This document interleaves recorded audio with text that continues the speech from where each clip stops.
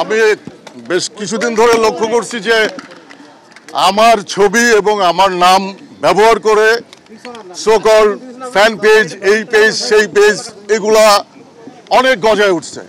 গজায় উঠে সেখানে সরকার বিরোধী বিভিন্ন ইস্যু, সেটার নেগেটিভিটি, এইটা সেটা নিয়ে বহু রকমের পোস্ট, যেটা আমার অনেক ফ্যান ফলোয়ার আছে যারা বিভিন্ন জায়গায় আমাকে যারা দীর্ঘদিন ধরে চেনে, তারা জানে আমার অ্যাক্টিভিটি সম্পর্কে, আমার লেখালেখি, আমার জীবনযাপন, আমার খাবার দাবার, আমার কবিতা, আমার গান ইত্যাদি সম্পর্কে যারা জানে, খুব গভীরভাবে জানে, তারা জানে যে এগুলো ফেক পেজ। কিন্তু অনেকেই জানে না, যারা দেশের মধ্যে দেশের বাইরে বিভিন্ন জায়গায়, বা একটা জেনারেশন যারা আমরা প্রায় 30-35 বছর ধরে এই মিডিয়ার সঙ্গে সম্পৃক্ত নানানভাবে, সেটা print media, visual medium, literature, music, film, television, তারপরে নানান রকমের মিডিয়ার সাথে আমরা কানেক্টেড। তো সবাই জানে, আমার বন্ধু বান্ধবরা জানে, আমার সাথে যারা কাজ করে, আমি যাদের সাথে কাজ করি তারাও জানে যে এগুলো ফেক পেজ। এই সমস্ত পেজ থেকে উস্কানিমূলক পোস্ট দিয়ে, নানান রকম পোস্ট দিয়ে, সরকার প্রধানদের বিরুদ্ধে পোস্ট দিয়ে, তাদেরকে মানে আমাকে, তাদের এই সমস্ত পোস্ট দিয়ে আমাকে বিব্রত করার চেষ্টা, এবং অনেকের কাছে ভুল বোঝার ভিতরে নিয়ে গেছে এই সমস্ত পেজ। তো আমি আজকে ডিবি অফিসে আসছি হারুন স্যারের সাথে দেখা করতে।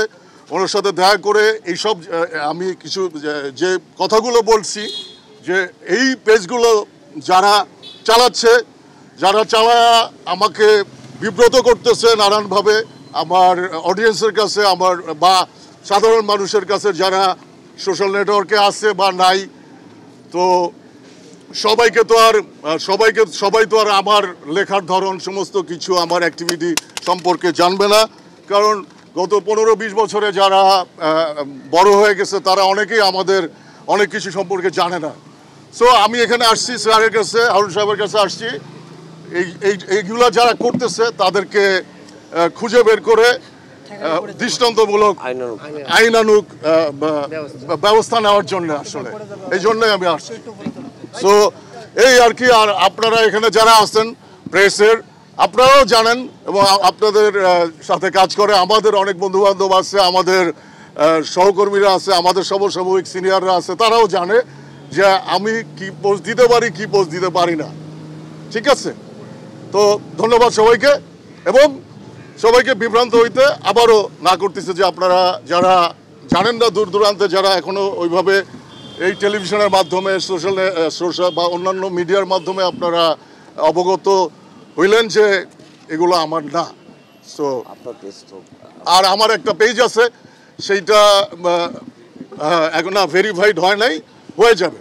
হ্যাঁ, কিন্তু এখন প্রবলেম হচ্ছে যে ভেরিফাইড হইলেও তো এখন ফেক পেজ যে হারে, বা নানানজন, এত তো কোনো মানে নাই, এখানে কোনো তো মানে কি বলে, কোনো মানে কন্ট্রোল নাই। যে যেভাবে পারতেছে সে সেইভাবে পেজ খুলতেছে, একাধিক পেজ খুলতেছে।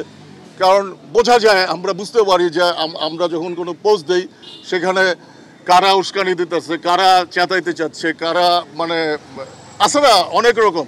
মানুষকে একটা সুস্থভাবে কোনো কিছু ভালোবাসা দিয়ে বা সময় নিয়ে ধৈর্য ধরে অনেক কিছুর জন্য গাছ লাগায়া ফল পাওয়া যায় না, দুধে জাল দেওয়ার সাথে সাথে সর পাওয়া যায় না, ধৈর্য ধরতে হয়।